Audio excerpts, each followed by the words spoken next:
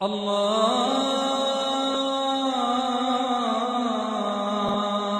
أكبر. السلام عليكم ورحمة الله وبركاته. الحمد لله رب العالمين والصلاة والسلام على رسول الله وآله وصحبه أجمعين. أعوذ بالله من الشيطان الرجيم. بسم الله الرحمن الرحيم. والعصر إن الإنسان لفي خسر إلا الذين آمنوا وعملوا الصالحات وتواصوا بالحق وتواصوا بالصبر. صدق الله العظيم. புகழனைத்தும் அல்லாஹ் ஒருவனுக்கே உரித்தானவர். அவனுடைய மாபெரும் கருணையும் ரஹ்மத்தும் கிருபையும் இங்கு அமர்ந்திருக்கும் நம் அனைவர்கள் மீதும் என்றென்று நீடித்து நிலைக்க வேண்டும் என்று உங்களுக்கும் எனக்கும் துவா செய்வனாக. மனிதா உன்னுடைய செல்வம் எது என்ற தலைப்பின் கீழாக சில செய்தியை காண இருக்கின்றோம். பொதுவாக இந்த உலகத்திலே ஒரு மனிதன் அதிகமாக தேடுவதும் அதிகமாக ஆசைப்படுவதும் அதிகமான நேரத்தை தன்னுடைய வாழ்க்கையில் ஒரு மனிதன் கழிப்பாளையாக அது இந்த செல்வத்திற்காக மட்டுமே. ஆரம்ப காலகட்டத்திலிருந்து இன்றைய காலகட்டம் வரையும் பார்க்கலாம். படிக்காத நம்முடைய முஸ்லிம் சமுதாயம் அதிகமான நபர்கள் ஆரம்ப காலகட்டத்தில் வெளிநாட்டுக்கு சென்று தன்னுடைய வாழ்க்கையை அர்ப்பணித்து தன்னுடைய மனைவி, பிள்ளை, தன்னுடைய உற்றார் உறவினர், நண்பர்கள், சொந்த பந்தங்கள் அனைத்தையும் பிரிந்து பல வருடங்கள் அங்கே தன்னுடைய வாழ்க்கையை கழித்து இந்த ஒரு அற்ப பொருளாதாரத்திற்காக தன்னுடைய இளமையெல்லாம் அங்கேயே கழித்துவிட்டு தன்னுடைய ஊருக்கு திரும்புவார்கள். முதுமையான பருவத்தில் திரும்பி பார்த்தா பின்னாடி அவருடைய வாழ்க்கையில சொற்ப நாட்கள் தன்னுடைய குழந்தைகளோடு கழித்திருப்பார்கள். அப்படிப்பட்ட ஒரு மனிதனை இக்கட்டான சூழ்நிலைக்கு தள்ளக்கூடிய இந்த பொருளாதாரத்தை பற்றினால் அது எந்த அளவுக்கு நம்முடைய வாழ்க்கையை பயணிக்கிறது, இந்த பொருளாதாரத்தினால் நாம் எவ்வளவு பெரிய எதிரிகளை நம்முடைய வாழ்க்கையிலே சம்பாதிக்கின்றோம். ஒரு மிகப்பெரிய எதிரி என்றால் சைத்தான். அவனுக்கு அடுத்தபடியாக ஒரு பெரிய எதிரி யார் என்றால் இந்த பொருளாதாரம் தான் நாம் ஒவ்வொருவருக்கும். அப்படிப்பட்ட இந்த பொருளாதாரத்தை ஈட்டக்கூடிய நாம் இந்த உலகிலும் அவ்வளவு பெரிய வெற்றிகளை குவிப்பது கிடையாது. நாளை மறுமையிலும் அந்த செல்வமும் பொருளாதாரமும் எந்த ஒரு பயனையும் அளிக்காது என்று படைத்த ரப்பல் ஆலமீன் எண்ணற்ற இடங்களிலே நமக்கு அறிவுறுத்துகின்றார், பாடம் நடத்துகின்றார். மனிதனுடைய செல்வம் எது என்று அல்லாஹ் சொல்லக்கூடிய ஒரு அத்தியாயம் எது என்றால் சூரா அத்-தகாசுர் அத்தியாயம் 102.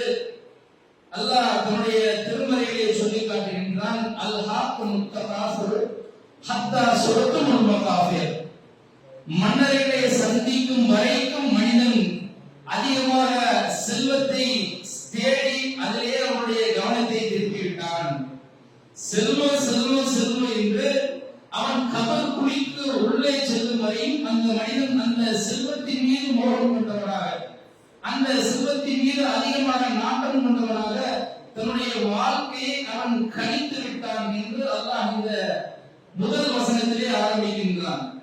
அடுத்து அல்லாஹ்வுடைய தொடர்ச்சியாக சொல்கின்றான், கல்லா சௌஃப தஅலமூன சும்ம அல்லா சௌஃப தஅலமூன். அவ்வாறிலே நிச்சயம் நீங்கள் அறிந்து கொள்வீர்கள், பின்னரும் அவ்வாறிலே மீண்டும் நீங்கள் அறிவீர்கள்.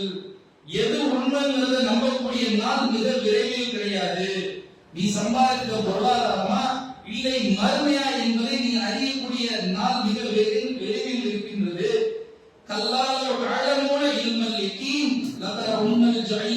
அவ்வாறில்லை, நீங்கள் உறுதியாக அறியக்கூடிய நரகத்தை காண்பீர்கள். எப்பொழுது இந்த மனிதன் நரகத்தை எடுத்து காமிக்கப்படுகிறதோ அப்பொழுது இந்த மனிதன் உணர்ந்து கொள்வான், நிச்சயம் நாம் நம்முடைய வாழ்க்கையை வீணடித்து விட்டோம். ஒவ்வொரு மனிதனும் தன்னுடைய மரண தருவாயிலே அவன் எங்கே நுழைய போகிறான் என்ற அவனுடைய வசிப்பிடத்தை அந்த வரக்கூடிய மலக்கு மௌத் அவனுக்கு எடுத்து காமிப்பார். அப்போது அந்த மனிதன் உணர்ந்து கொள்வான், இத்தனை ஆண்டு காலம் எதற்காக நான் செலவிட்டேன், எதை நான் இந்த உலகத்திலே சம்பாதித்தேன் என்று அந்த மனிதன் உணரக்கூடிய அந்த நாள் வரும் என்று அல்லாஹ் ரப்பல் ஆலமீன் மிக கடுமையாக எச்சரிக்கின்றான். என்கின்றான். அடுத்து அல்லாஹ் அவருடைய தொடர்ச்சியாக சொல்றார், சும்ம லதரவுன்ன ஐனல் யகீன், பின்னர் மிக உறுதியாக அறிவீர்கள், சும்ம லதஸல்லுன யௌமைதின் அனின் நஈம், அந்த நாளில் உங்களுக்காக இறைவன் கொடுத்த அருள்கொடையை பற்றி நிச்சயமாக நீங்கள் விசாரிக்கப்பட இருக்கிறீர்கள். மனிதா, நீங்க உலகத்துல செல்வம் ஓர்வைய அந்த செல்வத்தின் மீது மோகத்தின் காரணமாக மறுமை வாழ்க்கையை நீ மறந்து விட்டாய். எப்ப நீ இந்த உணர்வை தெரியுமா நிச்சயமாக உணர்ந்து கொள்வாய், உறுதியாக நீ உணர்ந்து கொள்வாய். அடுத்தடுத்து சொல்வான், நிச்சயமாக உறுதியாக எப்பொழுது நீ இதை உணர்ந்து கொள்வாய் என்றால், நரகத்தை நீ பார்க்கும் போது இதை உணர்ந்து கொள்வாய். ஒரு மனிதன் நரகத்தை எப்போ பார்க்கணும் நம்ம சொல்லிட்டு இருக்கோம், மறுமையில தீர்ப்பு வழங்கியதற்கு பின்புதான் நான் சோழம் போவேனா நரகம் போவேனா எல்லாம் நினைச்சிட்டு இருக்கோம். அப்ப அது உறுதியாகக்கூடியது. ஆனால் அதற்கு முன்பாக உனக்கு வரக்கூடிய மலத்தில் மோது நீ எங்க போறன்னு உனக்கு முன்னாடியே ஒரு ரிசல்ட் காமிப்பாங்க. ஏன்னா உன்னுடைய அவனுடைய தன்மைகளை வைத்து நல்ல மனிதர் என்றால் அவருக்கு முதலிலே நரகம் எடுத்து காட்டப்படும், கெட்ட மனிதர் என்றால் அவனுக்கு முதலிலே சோழம் எடுத்து காட்டப்படும். அப்ப மனிதனுடைய ஆரம்பத்திலே அவன் புரிந்து கொள்வான், நாம் எங்கே செல்ல போகிறோம். அப்ப இந்த செல்வம் என்பது அந்த மனிதனுக்கு எந்த ஒரு பயனையும் அந்த நாளிலே அளிக்காது என்று அல்லாஹ் மிக ஆழமாக பதிய வைக்கின்றான். எல்லா மனிதர்கள் எடுத்துக்கின்ற உலகத்துல அந்த வருமானத்துக்கு தகுந்த மாதிரி அவனுடைய செலவினங்கள் இருந்துகிட்டே இருக்கும். ஆரம்பத்துல நினைப்பான், எனக்கு ஒரு 10-5 வருஷத்துக்கு முன்னாடி நம்ம உழைக்கிற சம்பாத்தியத்தை விட ஒரு 5000 ரூபாய் கூட இருந்தா போதும், அல்ஹம்துலில்லாஹ், என்னுடைய வாழ்க்கை மிக சிறப்பாக இருக்கும். இப்ப எனக்கு 5000 ரூபாய் சம்பளம், அடுத்து ஒரு 5000 ரூபாய் என்ன இருந்தா இது போதும் என்று நினைக்கக்கூடிய மனிதன் அந்த 10,000 ரூபாயை அடையும் போது அவனுடைய மனநிலைமை எப்படி இருக்கு தெரியுமா? ஐயோ 10,000 ரூபாய் பத்த மாட்டேங்குது, இன்னும் ஒரு 1,00,000 ரூபாய் 50,000 ரூபாய் இருந்தா நல்லா இருக்குமே என்று அடுத்த கட்ட நகர்வுக்கு அந்த மனிதன் செய்கின்றான். இப்படி மனிதன் பணம் என்று அவனுடைய ஆசை அடங்குவதே கிடையாது என்று அல்லாஹ்வும் அவனுடைய தூதரும் அதிகமா சொல்றாங்க. அல்லாஹ்வுடைய தூதர் ஒருபடி மேலாக சொல்லி காமிக்கிறாங்க, ஆதமுடைய மகனுக்கு 2 நீர் ஓடைகள் முழுக்க தங்கம் கொடுக்கப்பட்டாலும் அந்த ஆதமுடைய மகன் சொல்லுவானா, இதே போல இன்னொரு ஓடை இருந்தால் நல்லா இருக்குமே. ஓடை என்றால் என்ன? அல்லாஹ்வுடைய தூதர் எந்த அளவுக்கு சொல்றாங்க பாருங்க. ஓடை என்பது ஓடக்கூடியது, நிக்காது, தண்ணி வந்துகிட்டே இருக்கும். ஒரு ஏரியோ ஒரு குளத்தையோ சொல்றது அல்லாஹ்வுடைய தூதர். ஓடக்கூடிய ஒரு ஓடையை அல்லாஹ் இந்த ஓடைகளை கொடுத்ததுனால ஆதமுடைய மக்களுக்கு மூன்றாவதாக இன்னொன்று இருந்தால் நல்லா இருக்குமே என்று கூறுவான். சொல்லிட்டு அல்லாஹ்வுடைய தூதர் சொல்லுவாங்க, இந்த அளவுக்கு ஆசையோடு இருப்பான் ஆதமுடைய மகன். இவன் கபருடைய மண்ணை, அவன் வாயை கபருடைய மண்ணுதான் அதை நிரப்பும் என்று அல்லாஹ்வுடைய தூதர் ஆழமா எச்சரிக்கின்றான். அப்ப இந்த பணத்தின் மீது உள்ள ஆசை, இந்த பணத்தின் மீது உள்ள மோகம் அந்த மனிதனுக்கு விடாது. எந்த அளவுக்கு ஒரு குவியலை அல்லாஹ் 2 குவியலை கொடுத்தாலும் மூன்றாவதாக ஒரு குவியலை கேட்பான். அது உற்பத்தியாகக்கூடிய குவியலாக இருந்தாலும் சரி. சூரா ஆல இம்ரான் 3வது அத்தியாயம் 14வது வசனத்தில் அல்லாஹ் சொல்லும் போது இந்த உலகத்தை மனிதன் எப்படி பார்க்கின்றான், ஆண் குழந்தைகள், பெண் குழந்தைகள், அவனுடைய திரட்டப்பட்ட தங்கம், வெள்ளி குவியல்கள், அழகான குதிரைகள், கால்நடைகள், விளைநிலங்கள், இவைகள் மனிதனுடைய பார்வைக்கு உள்ளங்களுக்கு நாம் கவர்ச்சியாக இந்த உலகத்திலே ஏற்படுத்தி இருக்கின்றோம். இவை அனைத்தும் இந்த உலகத்தினுடைய அற்ப சுகமே தவிர வேறு எதுவும் கிடையாது. மனிதா, அல்லாஹ் அந்த துவக்கத்துல அந்த அத்தியாயத்துல இப்படிதான் சொல்லிட்டு, இந்த உலகத்துல நீ அனுபவிக்கிற அனைத்தும் சோதனை, அனைத்தும் உன்னுடைய கண்ணுக்கான கவர்ச்சி, இது நிரந்தரம் கிடையாது. மனிதா, எது நிரந்தரம் தெரியுமா? வல்லாஹு இன்தஹு ஹுஸ்னுல் மஆப், அல்லாஹ்விடத்தில் இருக்கின்ற மிக அழகிய தங்குமிடம் இருக்கு இல்லையா, அந்த சுவனம் தான் இருக்கிறதே ஆகச் சிறந்தது என்று படைத்த ரப்பல் ஆலமீன் இந்த துன்யாவுடைய மோகத்தை சொல்லிட்டு, இந்த துன்யாவுடைய மோகம் நீ அனுபவிக்கக்கூடிய அனைத்தும் மாயை, இது நிரந்தரம் கிடையாது, அல்லாஹ்விடத்தில் தங்கும் இடம் தான் ஆகச் சிறந்தது என்று அல்லாஹ் படைத்த ரப்பல் ஆலமீன் நமக்கு மிகச் சிறந்த பாடம் நடத்துகின்றான். அப்ப இந்த உலகத்துல எதை நோக்கி நாம் ஓடுகின்றோமோ அவை அனைத்தும் இந்த உலகத்திற்கான கவர்ச்சியை தவிர வேறு எதுவும் கிடையாது. யோசிச்சு பாருங்க, செல்வத்தை அதிகமா சேர்த்து வைத்த மனிதர்கள் இந்த உலகத்துல நம்ம பார்க்க முடியும். என்னென்ற செல்வத்தை சேர்த்து வச்சிருக்காங்க. அப்படி சேர்த்து வைத்த செல்வம் அவர்களுக்கு இங்கேயும் பயனளித்து இருக்கின்றதா?